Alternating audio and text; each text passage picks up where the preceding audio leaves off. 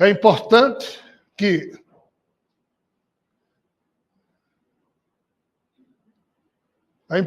perceber que já é sabido, houve um problema aqui de correção do computador ou de erro. É importante perceber que já é sabido que existe esse veneno primordial e que esse veneno primordial está presente no código de vida de todos os seres e que a individualidade, prestem bem atenção, que optar ou que for levada a agir nervosamente no primeiro impulso da sua mente, promovendo exageros, nesse caso, ativará o veneno atavicamente existente no seu código-fonte definidor, código herdado da doença da condição original do criador caído, ou seja, Olodumaré ou Batalá. Código-fonte definidor é a mesma coisa que DNA. Foi esse veneno que Moros de Orum, ou na tradição cultural dos Iorubás, terminou sendo conhecido como Orumilá lá atrás. Nos primórdios da criação, esse veneno, nosso amigo Moro chamou de podridão primordial presente nos códigos-fontes definidores de cada ser. Na linguagem Iorubá, esse código-fonte de podridão primordial ficou sendo chamado de Oró, ou seja, do veneno da criação. Orumilá desenvolveu não só uma maneira de organizar esse fluxo de informações que une todos os seres numa espécie de rede quântica e que registra tudo que é promovido por cada ser, mas cuidando para que o efeito causado retorne à fonte emissora, o que contrariou e contraria até hoje profundamente a todos os arcontes. Arconte é uma expressão grega que significa descendente da Trimurti. Alguém que é descendente de primeira ou segunda linha, que, portanto, é herdeiro do poder da Trimurti. Estes, ou seja, os arcontes, não desejam passar por isso, ou seja, receber de volta os efeitos promovidos por eles, vírgula, pois promoverá neles consequências semelhantes à que fez colapsar o corpo reconstruído do Criador, o que fez surgir o terrível e desesperado primeiro buraco negro mental consciencial desta criação. Em 2021, quando o corpo de Javé, ou Branco, ou Batalá, o corpo reconstruído desse ser, recebeu o acumulado de Ifá ou da Oerde, quando veio que ele não conseguiu mais represar, instantaneamente seu corpo colapsou. Ao longo desses 13,8 bilhões de anos, o corpo de Javé entrava em coma, mas não colapsava. Os anjos sustentavam, em algum momento o eu dele retornava. Agora, colapsou, se desfez e o eu dele voltou a ser parasitário, ou seja, um eu que fica boiando dentro da criação, mas sem um corpo onde ele possa se hospedar. Quando isso aconteceu, surgiu algo que ninguém esperava que surgisse. Nesse universo vizinho, que é onde o corpo dele habitava, surgiu um buraco negro mental consciencial. O que diabos é um buraco negro mental consciencial? É a mesma coisa do buraco negro astronômico, que suga tudo que é informação e vida, luz, planeta, galáxia que está ao redor dele. Isso começou a existir no ano 2021. E ninguém sabe o que fazer com isso. Mas qual o problema? O problema é que diversos seres desse universo vizinho estão prestes a implodir ou colapsar, candidatando-se a serem os próximos buracos negros mental consciencial, a apressar de vez o colapso do universo antimaterial vizinho paralelo ao que vivemos. Diversos arcontes estão a ponto de colapsar nos termos em que houve o colapso do corpo de plasma de Javé. O corpo de plasma desses seres também está a ponto de colapsar. Por que é que diabos um buraco negro astronômico surge no nosso universo? Segundo os cientistas, é quando uma estrela, o peso da gravidade da massa da estrela cai sobre si mesmo, e esse peso é tão grande que surge uma singularidade. Imagine toda a massa da Terra cabendo na ponta da cabeça de um alfinete. Agora imagine a massa de uma estrela-sol toda dentro de uma cabeça de um alfinete. Isso aqui é uma singularidade. Isso aqui faz com que o tecido do espaço-tempo do nosso universo seja rasgado pelo peso adensado ou dentro desse... Isso aqui se torna um buraco negro, que passa, ou seja, fura o nosso universo, surge um redemoinho, um vórtice ao contrário, que chupa tudo que entra no seu horizonte de eventos. O que diabos é horizonte de eventos? Quando você coloca um ímã em cima de uma mesa e coloca uma moeda aqui, não acontece nada. Você vai afastando a moeda, se aproximando do ímã, chega uma hora em que você coloca a moeda, aí o ímã puxa, porque essa moeda está dentro do horizonte de influência do ímã. Então, o buraco negro destrói tudo que entra no seu horizonte de eventos. Isso é um buraco negro astronômico. Claro que essa não é a única explicação para buraco negro astronômico. Tem outras. Mas o que ninguém sabia, e a ciência ainda não sabe disso, é que existe buraco negro mental consciencial. E qual é o problema desse buraco negro consciencial? Ele só puxa seres vivos.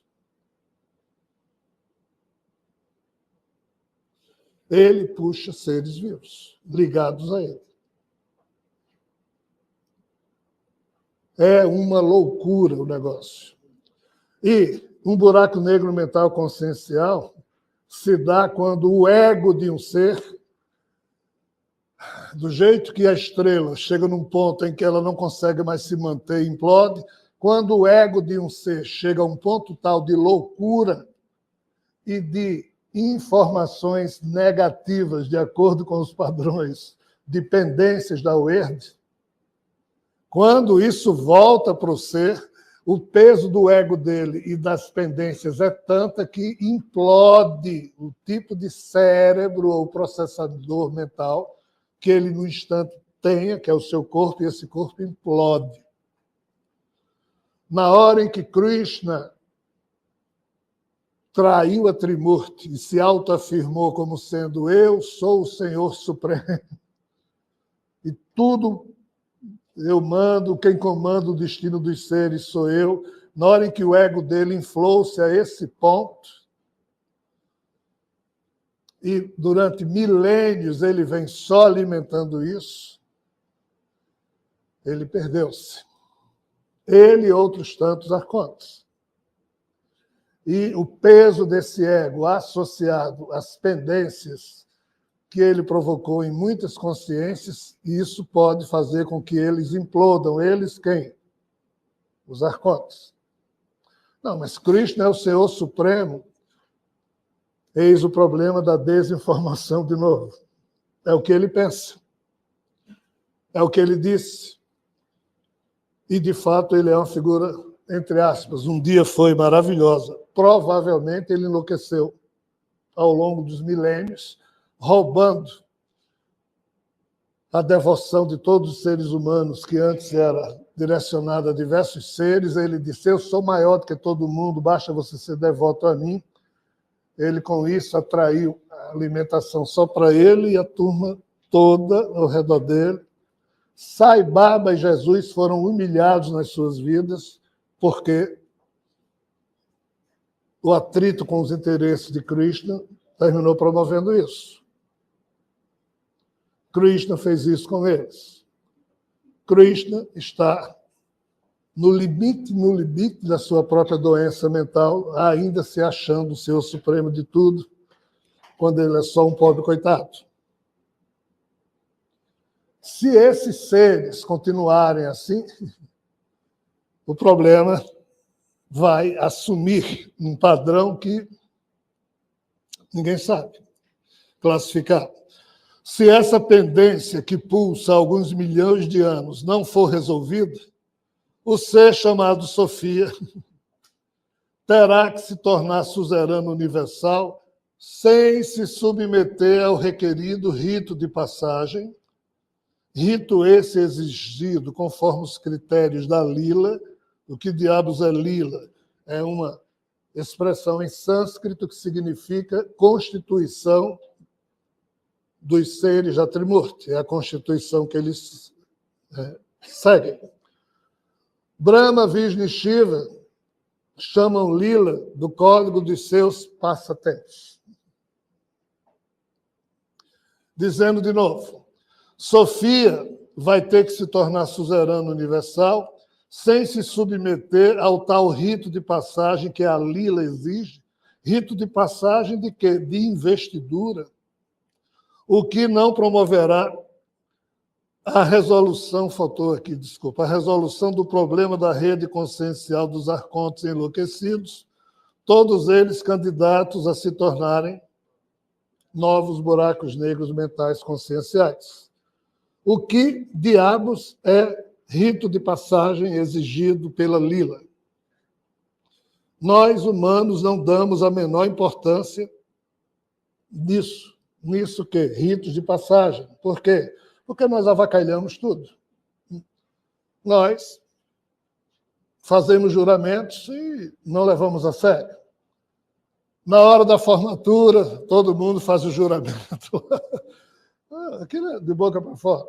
Ou seja, nós humanos fomos sendo corrompidos por esses seres. Mas aqui tem um fato pitoresco. Esses seres, por mais malucos, dementes e corrompidos que eles sejam, e eles estão escutando tudo isso, eles não abrem mão dos ritos de passagem. Ou seja, eles não levam a sério porcaria nenhuma, mas isso eles levam. E qual é o problema que nós temos aqui que verificar? Um rito de passagem é levado a sério pelos seres da Trimurti. Quando Minos, rei de Creta, antes de se tornar rei, ele brigou com seus irmãos. E Minos disse: eu sou o rei, eu sou aquele da minha família que devo ser rei. Aos irmãos dizia: pode tirar o cavalinho da chuva, você não é melhor que a gente, não, eu sou. E vou provar como. Eu vou rezar para Zeus, e Zeus vai me reproduzir o touro, no qual ele assim se transformou quando ele e minha mãe Europa me produziram. Estou reproduzindo aqui a mitologia grega para vocês. Zeus, quando os órgãos sexuais advindos do hermafrodita Buri foram, ao longo do tempo, se exteriorizando, e quando o famoso amor solta-membros, descrito por Hesíodo na Teogonia, foi presente, ou tornou-se algo real para a última geração de deuses, que é do Olimpo de Zeus, quando Zeus se viu possuidor de um pênis, ficou doido e cheio de amor para dar. Qualquer coisa que se movimentasse na frente dele, ele agarrava. Qualquer coisa. Ele não tem culpa. Do jeito que nós não temos culpa de sermos o que somos, Zeus e qualquer um, o próprio Krishna, todo mundo surgiu sem ter pedido para existir nessa história.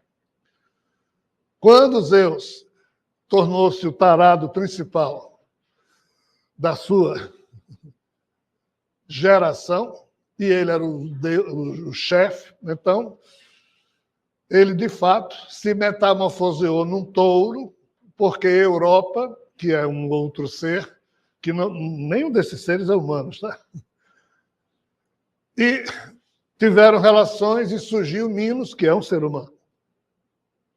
Então, Minos, quando quis ser rei de Creta, ele convenceu os irmãos que iria pedir a Zeus, e Zeus iria mandar o touro, ou o próprio Zeus se faria touro, para mostrar aos irmãos e dizer: Minos é o rei que eu quero que seja. Ou seja, o nosso amigo Minos disse que Zeus iria mostrar a todo mundo em Creta que ele era o escolhido dele para ser rei. Só que Zeus não fez nada. Aí Minos rezou para Poseidon. Só que Poseidon é o rei da água, segundo o deus da água. E diz a mitologia que Poseidon atendeu Minos, e um belo dia, em uma das praias de Creta, surgiu um touro maravilhoso. E Minos, está vendo? Poseidon está confirmando que eu sou o rei e se tornou rei de Creta. Mas para isso ele tinha que promover o rito de passagem da sua condição de um simples homem que queria enriquecer, que queria ser importante. Ele agora ia ser rei, então ele tinha que abrir mão da antiga condição, dos padrões do seu psiquismo antigo, e se tornar agora alguém, como rei, que não precisava mais enriquecer, porque já era dono de tudo, mas aqui é uma figura pública, e esses seres seguem à risca o que a Lília diz a respeito disso. Quando Minos se tornou rei, eles disseram, siga os termos do rito da passagem. O touro que Poseidon mandou, Poseidon disse, sacrifica esse touro agora em homenagem a nós, os deuses, para que nós nos alimentemos. Aí Minos olhou para o touro, disse, cara, esse aí vai para a minha coleção.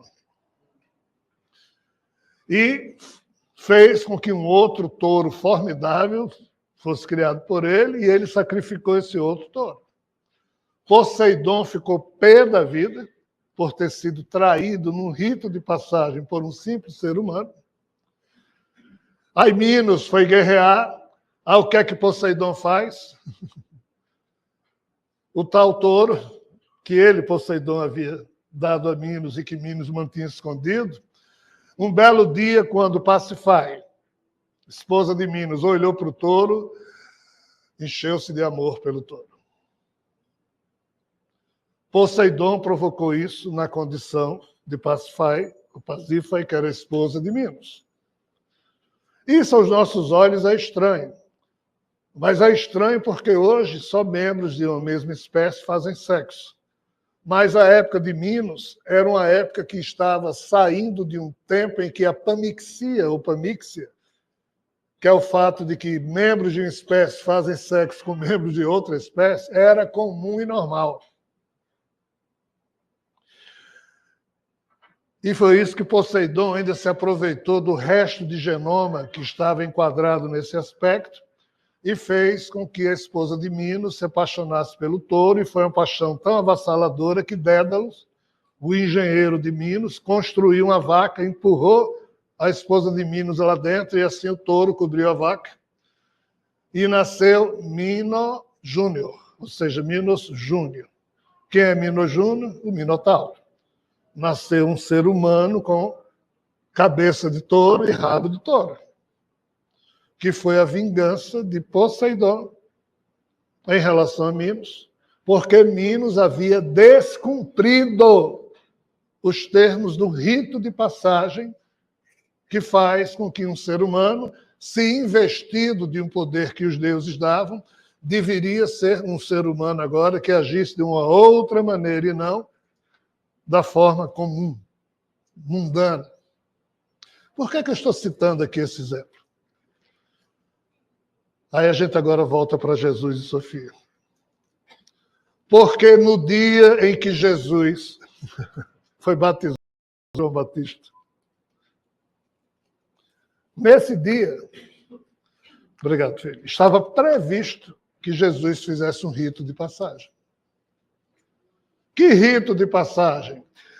Sabe aquele mundo já evoluído devido ao produto de Heron, que era a Elopília, que iria ou poderia ter promovido um progresso? Nesse mundo, nessa rota de destino, Jesus faria um rito de passagem. Mas não deu certo. As trevas atrapalharam, como a gente falou, e a vida na Terra continuou miserável. Porém, mesmo na condição miserável em que Jesus nasceu, de uma família pobre, o rito de passagem do homem Jesus, que deveria ter se assumido como Messias, esse ele deveria ter feito segundo os termos da Lila. Jesus não fez. Jesus atrasou o máximo o início do seu ministério público. Por que ele atrasou o máximo? Porque ele lia nas Escrituras que ele era o Messias, ele sabia que era, mas quando ele via que o Messias iria ter que usar superforça, poder mental, para impor obediência cega aos humanos,